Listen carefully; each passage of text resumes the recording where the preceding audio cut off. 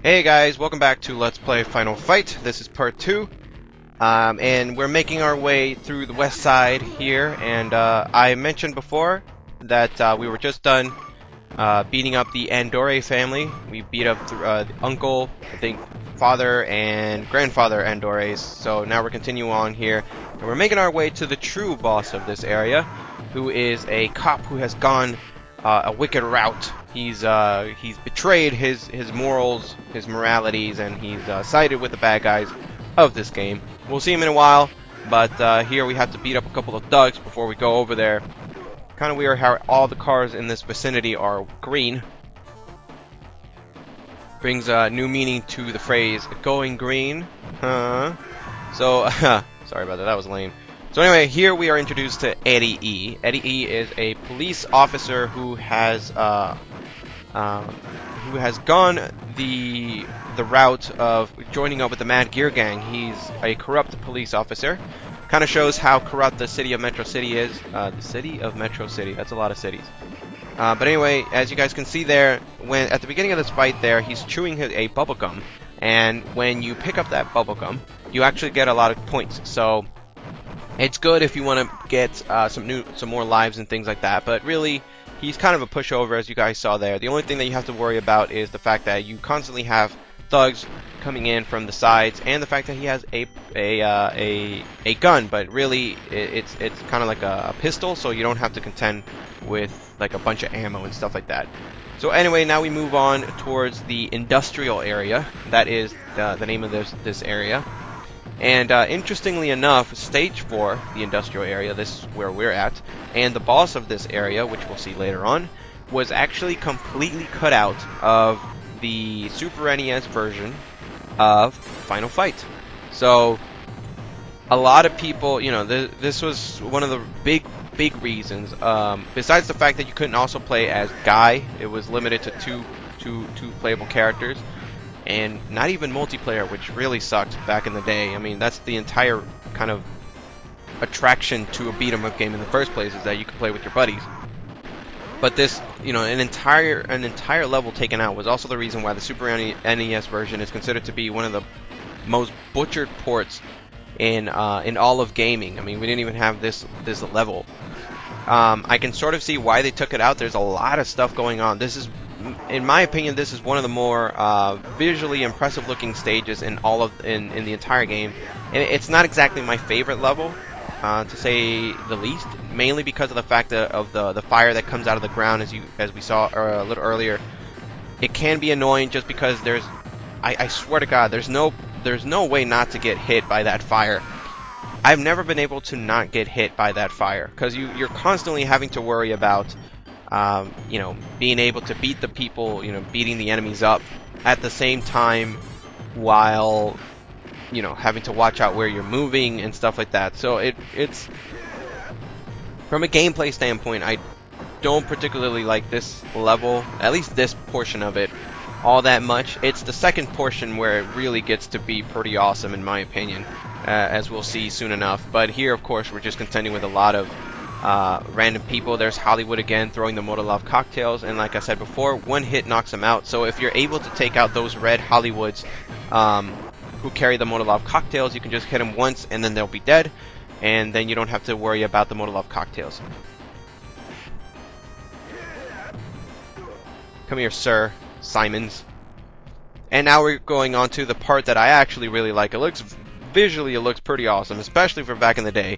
We're on this elevator that's going up. Obviously, every beat-em-up game has to have an elevator section, but this one makes sense. You're on an elevator going up this huge building.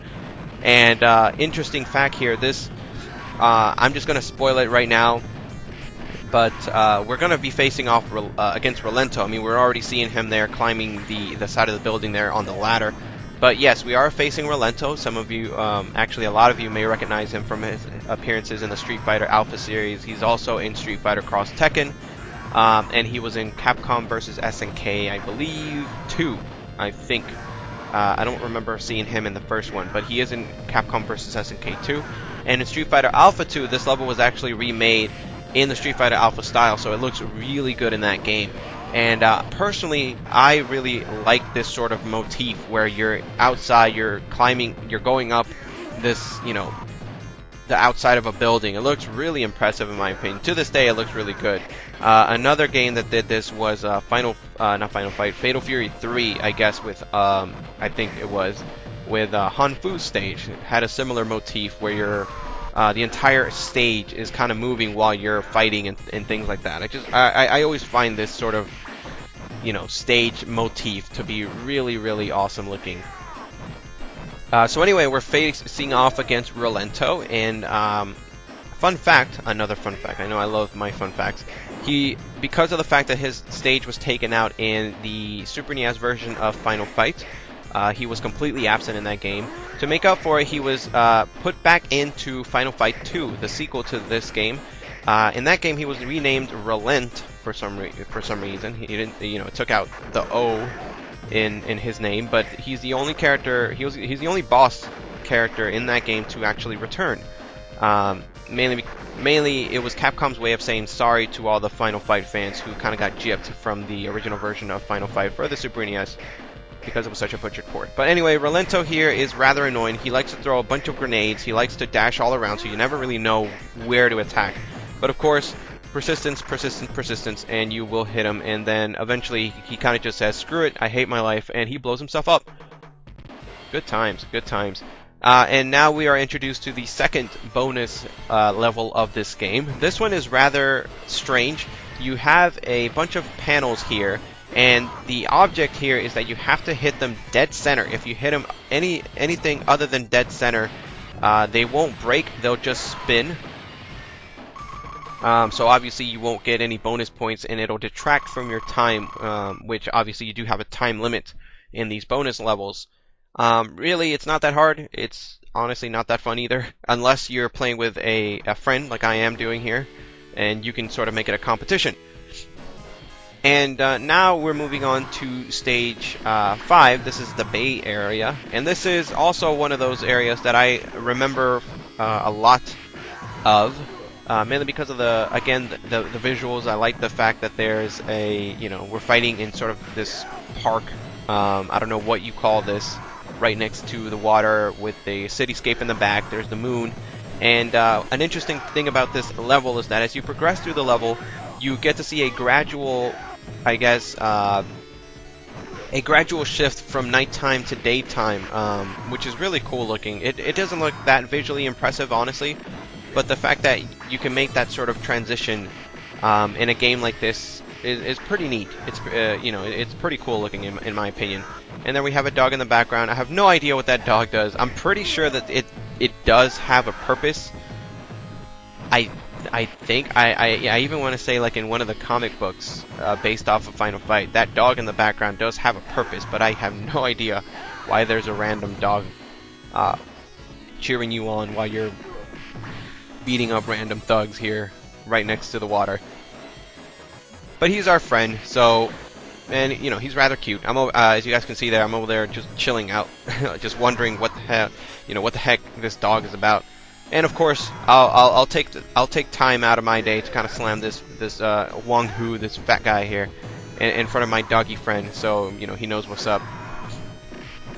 And again, one of the other things that was really impressive about this game is just how many people, how many sprites really, how many enemies and characters could appear on stage at the same time. Now, obviously, this was downgraded when it was ported to different consoles, to different home consoles, but I mean, just look at how much is going on in this game, and you can sort of see why this game got a lot of attention when it was first released.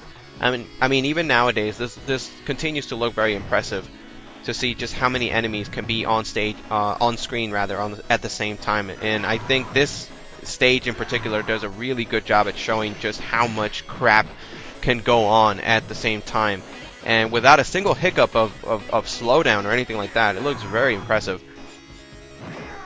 Now, one thing that I will recommend, that pot roast there, that chicken, I don't know what kind of steak, I don't know what that is. I think there's a pot roast in there somewhere too. But one piece of advice that I do have for you guys, if you're planning on trying to beat this game, especially on higher difficulties, which can get really painful, is try to save the pot roast. If you have pot roast or food or otherwise any kind of health available to you, if you kind of open up a barrel and food appears, wait until you clear out all the enemies. Wait until you absolutely have to get it. That's sort of one of the things that me and my friends always try to do, and it serves and has served us well in the past in a lot of the beat 'em up games that we have played. If you check out my channel, you know that we love to play beat 'em ups. This isn't the first one.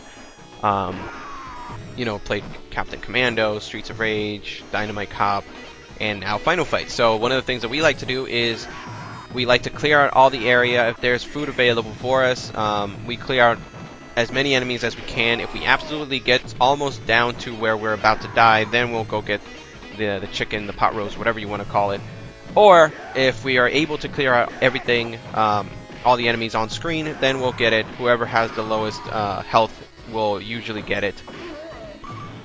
Or in some cases, whoever sucks the most will probably get it. And, somebody who has the least amount of lives and things like that. Just because they'll probably need it more than somebody who's really good. Like myself. Because I'm over here like pile driving fools left and right. And Mike Haggar is not sexist, folks. He slams both men and women equally. Though the fact that Poison can kind of go either way, kind of just like, all right, whatever.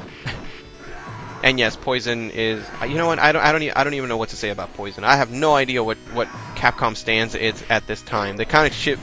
They kind of shift their minds every other week about what exactly Poison is. If she's a girl, if she's a transsexual, if she's a new half, I don't know. I honestly cannot tell you what she is. As much of a fan as I am of Capcom and Street Fighter and Final Fight, even I don't know what Poison is. Just I really don't know. So I don't even ask me. Now we're fighting inside of a bathroom for some reason, an outdoor bathroom, which is just all kinds of weird. I've never seen this sort of thing, and the fact that there's graffiti on there that says sexy kind of makes me would really make me uncomfortable using these facilities. Even if I had, a turtle head poking out. I'm sorry, I shouldn't have said that. One of the things about Slash and Axel, Slash and Axel being those guys there with the what appears to be leather jackets and things like that with the long hair, is that they were actually named after Guns N' Roses. Slash, of course, being named after Slash the guitarist, and Axel, of course, being named after Axl Rose, who is the lead singer of Guns N' Roses. And one of the things about them is they're not just random thugs. They actually do have. That's the thing about each one of these guys, is that each one of these enemies is that they each have their own little quirks. Bread and Simons, they're kind of just nameless thugs. They don't really have anything in particular that they do. Slash and Axel, however, do have a block that they use. They're the only enemies in the game, if I remember correctly, that are able to block in this game. And so a good way to counter that is to just go up to them and grab them and slam them down, which I will happily oblige because I am Mike Haggar and I pile drive fools like they're going out of style. And damn it, Cory, stop hitting me. The guys with 2ill and 2P, I think, is the name. They're a little quirk. The guys with the yellow and I think orange trench coats. Their shtick is that they're able to do a slide kick, which is very hard to avoid. So you'll have to kind of contend with that. Another piece of trivia is that 2ill will one of the nameless thugs will actually reappear in Final Fight Streetwise as an ally, which is really strange because you would kind of think that one of the enemies one of the bosses rather would kind of make that transition from being an enemy to kind of an ally and not just some random thug that you beat up in the first game. But either way, this is the end of part 2, guys. I will see you as soon as I'm done slamming these fools to an inch of their lives. This part will be over, but we will have some more fun slamming these fools left and or right in front of my doggy buddy back there. In fact, I will pile drive this fool. I will get stabbed. I will come back, knock everybody down, and then wait for it. I'm gonna get this guy. Wait for it. I'll stab him first. stab him again, and then we're done. I'll see you guys in part 3. As always, if you like this video, be sure to hit that like button and subscribe to my channel if you want to get more stuff from me.